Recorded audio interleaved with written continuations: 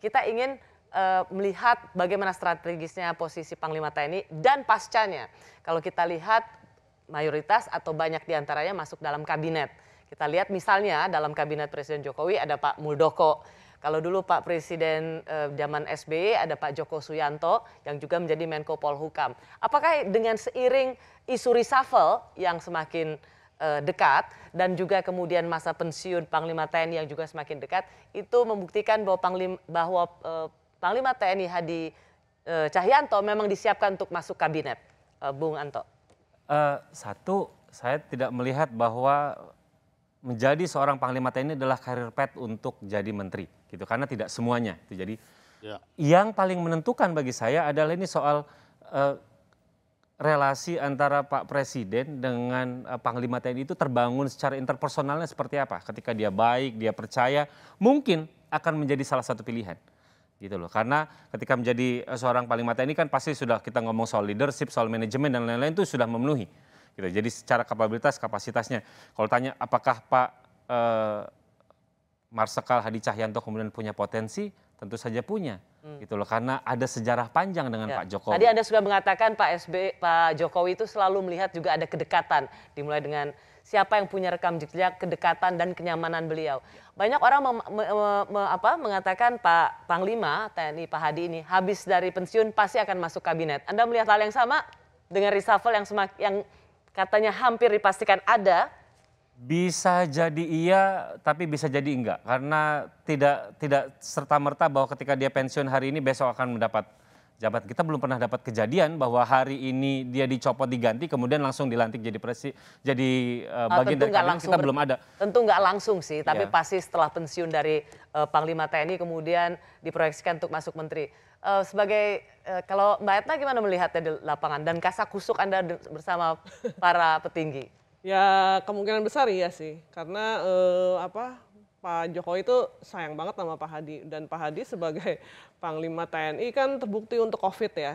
Kita harus jujur lah bahwa kalau nggak ada TNI Polri, COVID ini kayaknya masih lama gitu loh. Tapi karena ada TNI Polri yang untuk bukan cuma TNI tapi Polri juga ya, yang soal vaksinasi, kemudian di lapangan itu mengedukasi masyarakat itu signifikan kalau menurut saya ya. Jadi why not gitu loh, dan chemistry-nya baik, mereka udah kenal lama. Jadi bukan karena Pak Hadinya itu Panglima TNI, tapi karena lebih pada ada saling percaya dan komunikasinya bagus. Ya, kalau tadi Bung Anto juga mengatakan nama Pak Andika ini juga masuk radar dalam calon presiden. Apakah ini sesuatu yang menguntungkan partai politik, menjadi bagian yang bisa menjadi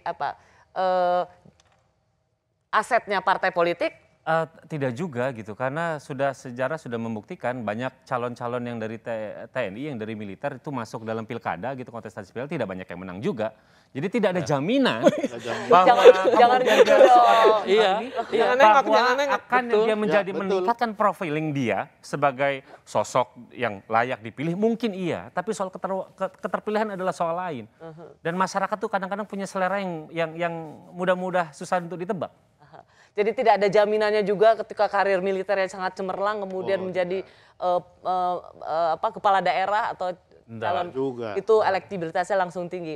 Anda nggak melihat juga bahwa misalnya mantan Panglima ini bisa digadang-gadang untuk menjadi calon presiden? Kalau misalnya cuma sekedar digadang-gadang itu kan mendapat angin sorga ya. Semua juga bisa gitu. Tapi ketika kita akan berbicara lagi nanti ada survei di 2023 ada 2 tahun itu waktu yang cukup panjang kalau dari sisi politik.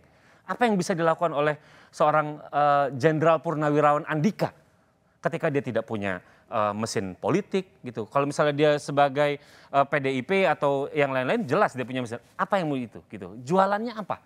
Nah itu kan menjadi soal lain gitu loh ketika ketika tidak hanya sekedar sosok, dia harus memikirkan kendaraan politik dan lain-lain. Dan 2 tahun itu bisa banyak kejadian. Cuman kan PDIP belum punya calon kuat ya, bukan begitu Pak? Jadi maksudnya Nah tadi kan sempat ngomong kalau Pak Andika ini oleh PDIP, nah untuk saat ini kita saya sependapat bahwa walaupun karir di militer itu brilian, tapi ketika ikut dalam politik belum tentu elektabilitasnya itu tinggi. rakyat itu punya pandangan tersendiri. Lebih dari 100 orang perwira tinggi yang ikut pileg tahun 2019 kemarin. Iya. Yang dapat hanya 6 atau 7 orang Punya saja. pengalaman pribadi juga ya Pak TB ya? Ya, saya punya pengalaman pribadi. Jadi tidak semudah itulah. Kami harus door to door untuk mendapatkan suara. Ya. Kalau dulu zaman Orde Baru kan ditunjuk 100 orang. Oke. Kamu jadi anggota Fraksi ABRI. DPR, kamu jadi gubernur, kamu jadi bupati. Kalau sekarang ya harus mengumpulkan suara dari pintu ke pintu.